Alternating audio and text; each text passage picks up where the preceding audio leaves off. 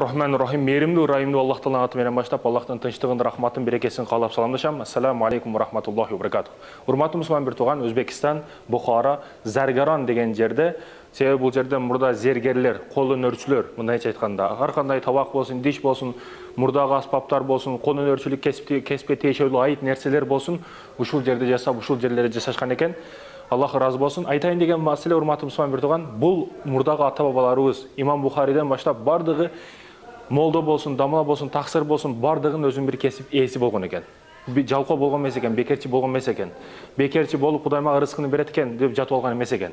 Ар бир жерде өзүнүн кесиби, өзүнүн мындай тарелка жасай, кандай мындай жасаш, мындай өнөрчүлүк бул өтө кыйын маселелерден бири экен.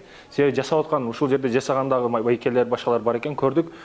Өзгөчө бир кол өнөрчүлүктөр, табактар болсун, тарелкалар болсун, идиштер болсун, Аллах разы болсун бардыгынан. Өзгөчө айта турган маселе, урматтуу мусулман бир тууган, бүгүн биз кимбиз? Биз кандай адамдардын, кандай ата-бабаларыбыздын балдарыбыз? Жана биз аларга кандай ылайыктуу пенде болуп жатабызбы? Кандай шүгүрчүлүк маселесинде, кандай урпак болуп жатабыз аларга? Ошондой улуу ата-бабаларыбызга кандай урпак болуп жатабыз деген маселени өзүбүзгө коюшубуз керек. Албетте, ошончолук пайгамбарлар, ошондой улуу пайгамбарлардын кесиби болсо, бирөөсү темирчи, бирөө дыйкан, бирөөчү бизнесмен болсо, биз бүгүн эмне үчүн кесиптин ээси эмеспиз?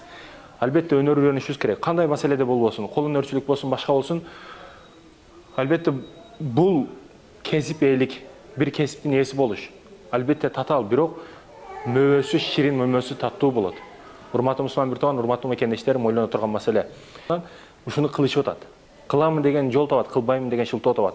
Ар бир нерседе кыйынчылык жашоо келген учурда алдыга карап аракет кылышыбыз керек. Аркага чекинбешибиз керек, артты карабашыбыз керек, көзүбүздү артка карап жеңилбешибиз керек. Коркоктуктан, жалкоолуктан, ажыздыктан качышыбыз керек биз.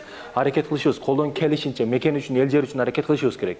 Ушуну ата-бабаларыбыз ушундай улуу жерлерде туруп аракет кылбасак, бул намкөрдүк кылгандыгыбыз болуп эсептелет. Ошондуктан аракет кылайлы, аракет токтотпойлу.